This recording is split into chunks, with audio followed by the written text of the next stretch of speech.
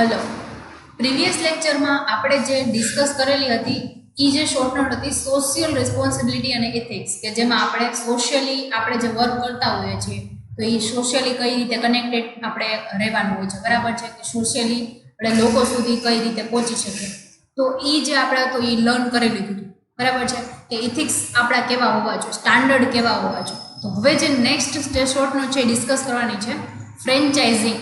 તમને ખ્યાલ હોય તો ઘણી બધી વાર તમે સાંભળતા હો છો આ વર્ડ, કે આ જે અમૂલ છે એ લોકોની ફ્રેન્ચાઇઝી આ લોકોએ લીધેલી છે, અથવા તો આ જે કંપની છે એની ફ્રેન્ચાઇઝી અમે લીધેલી છે. આવા બધા વર્ડ્સથી તમે સાંભળતા હો છો કે કંપની શું કરે કે એમની ફ્રેન્ચાઇઝી છે અલગ અલગ લોકોને આપી દે, કે આટલો સ્લોટ છે એ તમારે આટલા એરિયામાં છે, અમારી કંપનીના જેટલા પણ લોકો છે વર્ક કરે છે એ બધા લોકો એ બધી જગ્યાએ ન પહોંચી શકે, એના માટે એ લોકો અલગ અલગ એરિયાના લોકોને ફ્રેન્ચાઇઝી આપી દે કે જ્યાંથી એની પ્રોડક્ટનું સેલ છે એટલા એરિયામાં છે એ વ્યક્તિ કરે, બરાબર છે. તો આ રીતે ફ્રેન્ચાઇઝિંગ છે વર્ક થતું હોય છે.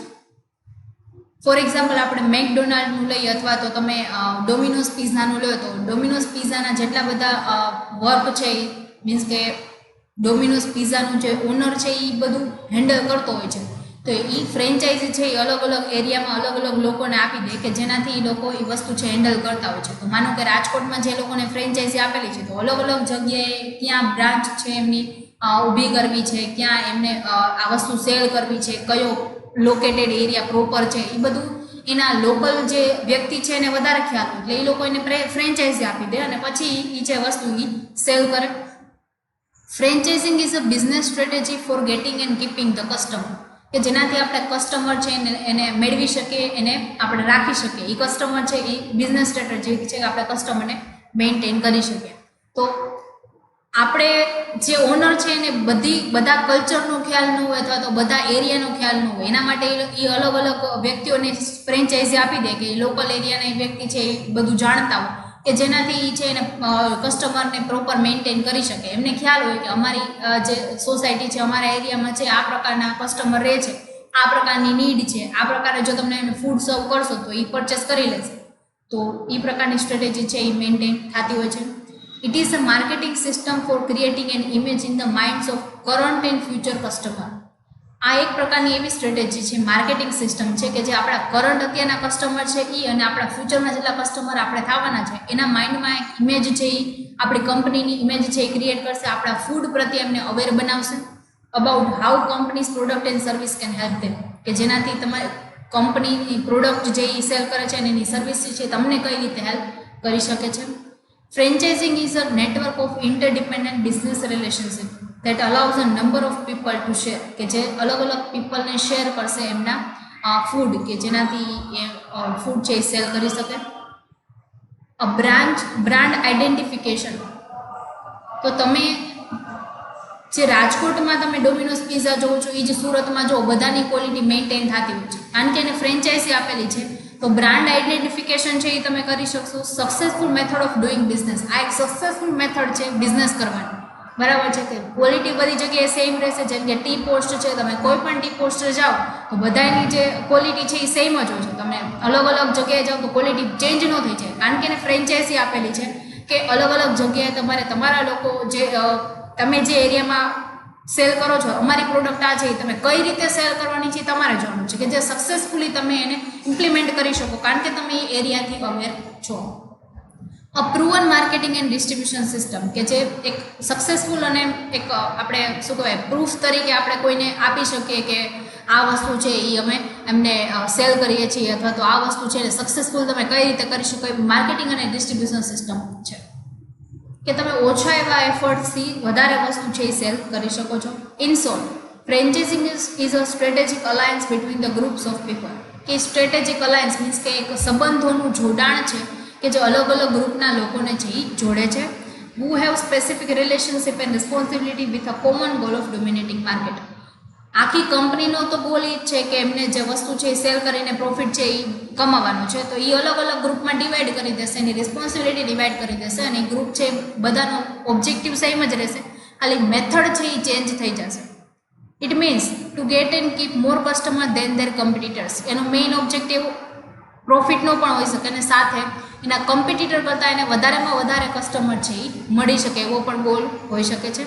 To be successful in a franchising, you must understand the business and legal ramifications of your relationship with the franchisor and all the franchises. તો ફ્રેન્ચાઇઝર અને ફ્રેન્ચાઇઝી વચ્ચેના રિલેશન કેવા છે એ પહેલાં આપણે અન્ડરસ્ટેન્ડ કરવાના છે. એને જો ડેવલપ કરશું તો આપણે જો આપણે જે વસ્તુની ફ્રેન્ચાઇઝી લીધેલી છે એનું જો આપણે પહેલાં બિઝનેસને નહીં સમજીએ તો આપણે એ વસ્તુ છે એ કઈ રીતે સેલ કરવી એ આપણે ઓળખી નહીં શકીએ. અધરવાઇઝ તમે જે મેથડથી સેલ કરો છો બરાબર છે એ મેથડ બની શકે કે ખોટી હોય, પણ જો તમે બિઝનેસને અન્ડરસ્ટેન્ડ કરેલો છે, તમે તમારા ફ્રેન્ચાઇઝી રિલેશન્સ છે એમને ડેવલપ કરેલા છે, તો તમે ઓછા એફર્ટ્સથી તમે ફ્રેન્ચાઇઝિંગ છે એ સક્સેસફુલ બનાવી શકશો.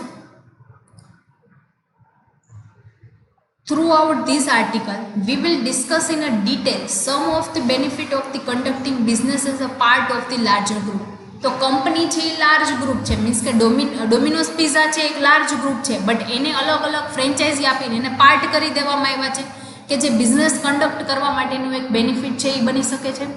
Increase the value of the brand name is a shared responsibility of the franchiser and franchise.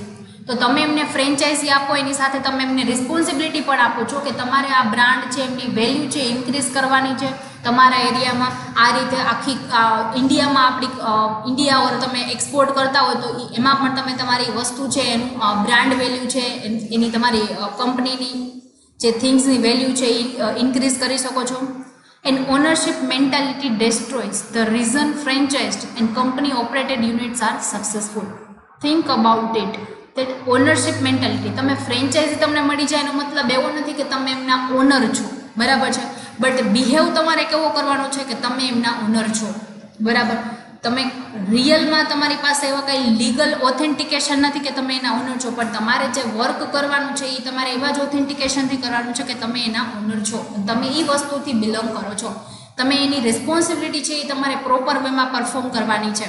હવે તમે તમારા પિઝામાં કાંઈ પ્રોબ્લેમ આવે છે તો એ જે ફ્રેન્ચાઇઝી આપેલી છે એ વ્યક્તિ જ રિસ્પોન્સિબલ છે. એના માટે તમે એવું ન કહી શકો કે અમને તો ઉપરથી આવી વસ્તુ અમે તમને પ્રોવાઈડ કરી. એના માટે તમે પોતે જ રિસ્પોન્સિબલ છો. ઉપરથી આવે તો એ તમારે મેન્ટેન કરવાનું છે. તમારી જે ફ્રેન્ચાઇઝી તમને આપેલી છે એ એરિયાને જે લોકો છે એ તમને જ રિસ્પોન્સિબલ વ્યક્તિ માનશે. If you think that you bought a franchisee, you become an owner and begin to think and act like an owner. તો તમારે એક્ટ ઓનર જેવો કરવાનો છે, પણ તમે ઓનર છો ને. You will want to change the system because of your needs. તો તમે સિસ્ટમ છે એ ચેન્જ ન કરી શકો, તમારી મેથડ તમે ચેન્જ કરી શકો છો.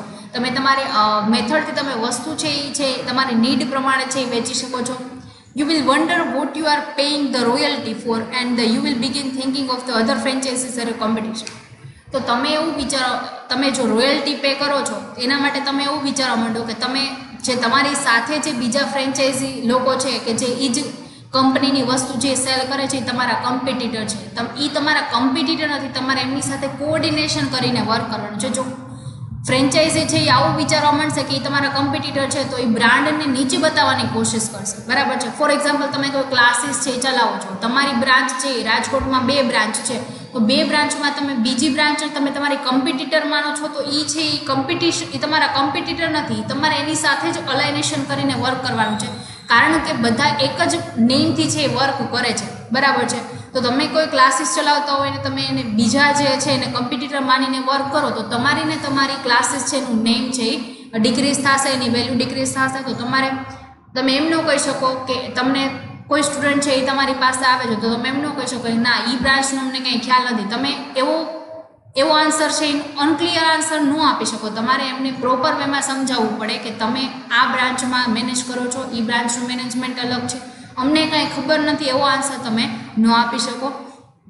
For this and many reasons you do not want to think of yourself as an independent owner. તો તમારે ઇન્ડિપેન્ડન્ટ ઓનર છો એવું વિચારવાનું નથી. જો તમે એવું વિચારશો કે તમે આના ઓનર છો તો તમે તમારા પોતાના ડિસિઝન્સ લેવા માંડશો, તમે તમારી પોતાની સિસ્ટમ છે બનાવવા માંડશો, તમારી પોતાની જે પ્રોડક્ટની વસ્તુ છે એમાં એડ કરવા માંડશો, તો જેનાથી બ્રાન્ડ વેલ્યુ છે એ ડિક્રીઝ થઈ શકશે. Finally, your desire to become a franchisee must be grounded in your belief that you can be more successful using someone else's brand and operating according to their system and method. તો તમે બીજાની brand છે એ cell કરો છો, only તમને franchise મળેલી છે, એ તમારી પોતાની ઇન્ડસ્ટ્રી નથી, તો તમારે એવી જ રીતે વર્ક કરવું પડશે કે જે કંપનીએ સેટ કરેલા રૂલ્સ છે, રેગ્યુલેશન્સ છે, એ પ્રમાણે જ તમારે વર્ક કરવું પડશે, એની સિસ્ટમ અને મેથડને ફોલો કરવાની છે. એ તમે જો એ વસ્તુને તમે સક્સેસફુલ બનાવી શકશો તો એની સાથે સાથે તમે પણ સક્સેસફુલ બની શકશો, તમને પણ બેનિફિટ મળી શકશે. Then you could, if you open up your own independent business, competed against them. પછી તમે પોતાનો બિઝનેસ એની સાથે, ફોર એક્ઝામ્પલ ક્લાસીસનું લીધું હતું તો તમે પહેલાં એની સાથે વર્ક કરતા હતા, એની ફ્રેન્ચાઇઝીમાં વર્ક કરતા હતા, તમે બધું રૂલ્સ ને એથિક્સ શીખી ગયા, તો હવે પછી તમે પોતાની ઇન્ડિપેન્ડન્ટ બ્રાન્ચ છે એ ઓપન કરો છો ને પછી તમે એની સાથે કમ્પીટ કરો છો, તો તમે એવું તમે કરી શકો છો, બટ તમે એના ફ્રેન્ચાઇઝી લઈને તમે ઓનરની ફિલિંગ છે એ ન લઈ શકો. If you want to look for a franchisor who is building a system of independent franchises who are committed to getting and keeping customer, to growing faster than the competitors and to do all of that with high margins, કે તમે જે વસ્તુ cell કરો છો તો તમારી જે branch છે એમાં જેટલા રૂપીસનું છે એ તમે સેલ કરો છો એ જ વસ્તુ છે એ તમારા બીજા એરિયામાં છે એ તમે સેલ કરતા હો છો, બરાબર છે. તો એની પ્રાઇસિંગ છે એના માર્જિન્સ છે પ્રોપર વેમાં મેન્ટેન થવા જોઈએ, તમે કસ્ટમરને નવા કસ્ટમરને તમારે અટ્રેક્ટ કરવાના છે, કસ્ટમર જૂના છે એને મેન્ટેન કરવાના છે. When you discover a franchisor who understands this relationship, you have a franchisor worth your consideration. તો તમે જો ફ્રેન્ચાઇઝર તરીકે અને ફ્રેન્ચાઇઝર અને ફ્રેન્ચાઇઝીના રિલેશન્સને પ્રોપર ડિસ્કવર કરશો અને પ્રોપર અન્ડરસ્ટેન્ડ કરશો તો તમે એક એની ફ્રેન્ચાઇઝરની વર્થ છે એ ક્રિએટ કરી શકશો, તમે બિઝનેસને ડેવલપ કરી શકશો અને બ્રાન્ડ વેલ્યુ છે એને ઇન્ક્રીઝ કરી શકશો. આ આપણી હતી ફ્રેન્ચાઇઝિંગ છે એ આપણી જે શોર્ટ નોટ છે એ પૂરી થાય છે. ફ્રેન્ચાઇઝિંગમાં છે તમને એનું કઈ રીતે તમે બિઝનેસનું અલગ બીજાના બ્રાન્ડની જે વસ્તુ છે એ તમે એના સિસ્ટમ અને મેથડથી તમારે એની બ્રાન્ડ વેલ્યુ કઈ રીતે ઇન્ક્રીઝ કરી શકો તમારા એરિયામાં, એના માટેની હતી. જે નેક્સ્ટ આપણી શોર્ટ નોટ છે જે આપણે નેક્સ્ટ લેક્ચરમાં ડિસ્કસ કરશું. Thank you.